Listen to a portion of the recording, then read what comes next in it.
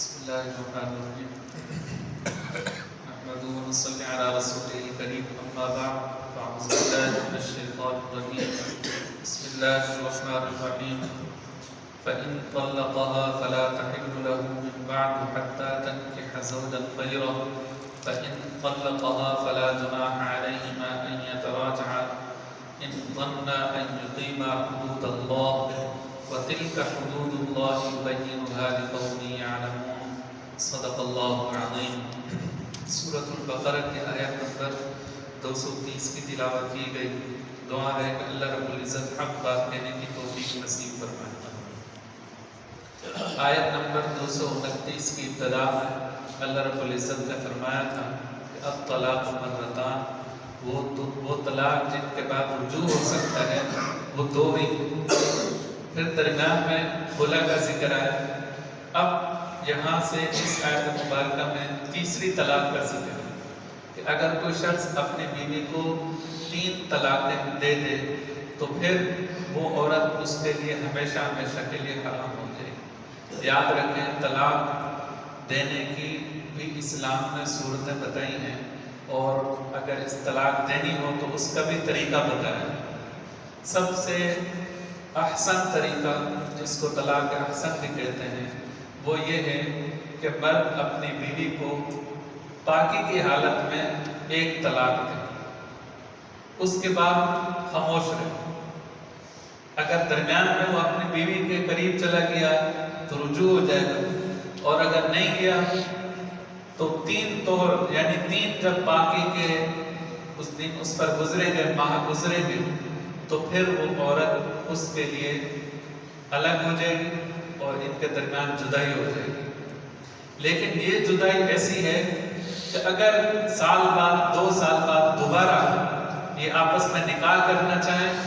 تو پھر یہ دونوں آپس میں رجوع کر سکتے ہیں، یعنی اس میں کسی اور شوہر سے نکاح کرانا ضروری نہیں ہے اگر اس طریقے سے طلاق دی گئی۔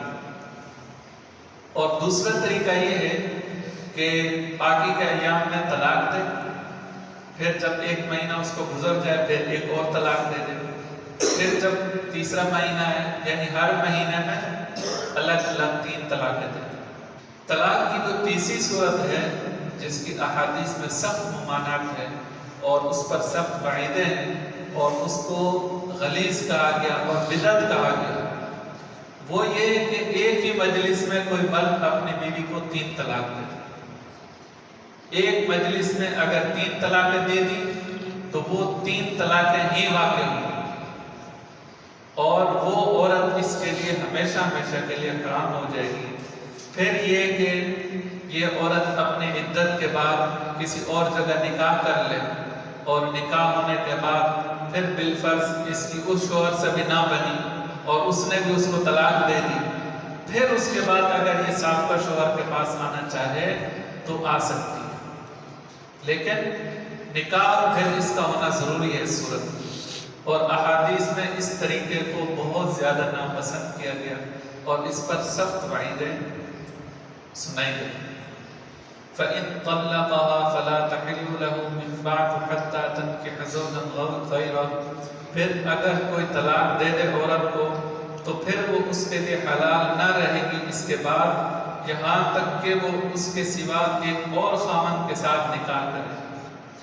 جب کسی اور خامن کے ساتھ نکاح ہو گیا اور اس نے اپنی مرضی سے بالفرض اس کے ساتھ بھی نہ بنی، ایسے حالات ہو گئے کہ اس کی اس عورت شوہر کے ساتھ بھی نہیں بنی، اس نے بھی طلاق دے دی، تو پھر یہ اگر سابقہ شوہر کے پاس آنا چاہے تو آ سکتی ہے۔ یہاں پر میں ضروری سمجھتا ہوں جو آج کل ہمارے ہاں سلسلہ چل رہا ہے، اللہ معاف کرے، کہ لوگ اس کو حلالہ کا نام دیتے ہیں اور قرآن پاک کی اس آیت کا غلط مطلب بیان کرتے ہیں، اور اس کی غلط تعبیریں کر کے لوگ اس طرح کرتے ہیں کہ مثلا ایک شوہر نے اپنی بیوی کو 3 طلاقیں دے دی، تو اب وہ کہتے ہیں کہ نکاح چونکہ ضروری ہے تو پھر وہ کسی آدمی کے ساتھ آپس میں معاہدہ کر لیتے ہیں کہ بھئی 1 دن کے لیے، بعض اوقات 2-3 گھنٹے کے لیے اس کا نکاح کر لیتے ہیں، اور پھر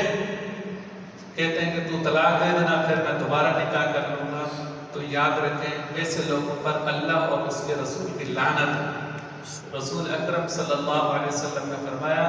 لعن اللہ المحلل والمحلل کہ اس شخص پر بھی لعنت جس نے حلال کے لیے کروایا اور جو کرنے والا ہے اس کے اوپر بھی لعنت، دونوں کے اوپر اللہ کی لعنت۔ تو جس شخص کے اوپر، جس رشتے کے اوپر، جس رشتے کو بچانے کے لیے اللہ کی لعنت آ رہی ہو تو پھر وہ رشتہ کیسے آگے قائم رہ سکتا ہے؟ اس لیے اس طریقے سے اسلام نے پہلے ترغیب دی کہ بھئی طلاق دینے سے پہلے خوب سوچو، اور مراحل بتایا کہ اگر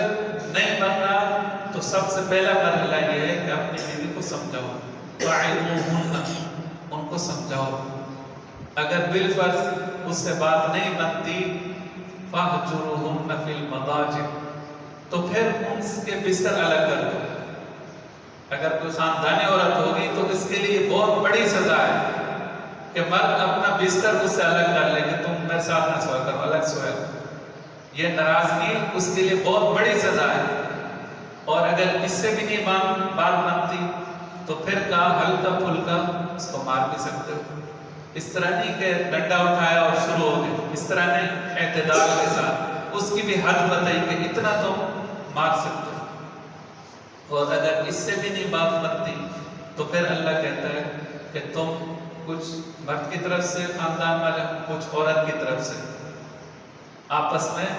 مل کر ان کے درمیان صلح کی کوشش کرو۔ اور اللہ کہتے ہیں ان یریدا اصلاحا یوفق اللہ بینہما، اگر میاں اور بیوی کی نیت صحیح ہوئی، یہ آپس میں رہنا چاہتے ہیں تو ضرور اللہ ان کے درمیان موافقت کر دے گا، ان کے دلوں میں ایک دوسرے کے لیے محبت ڈال دے گا۔ پتہ چلا اگر دونوں کی نیتیں صحیح نہ ہوں، دونوں آپس میں رہنا ہی نہ چاہتے ہوں تو پھر مشکل ہو جائے گا۔ لیکن اگر صحیح نیت کے ساتھ انہوں نے اپنا فیصلے کے لیے پنچایت منوا لی،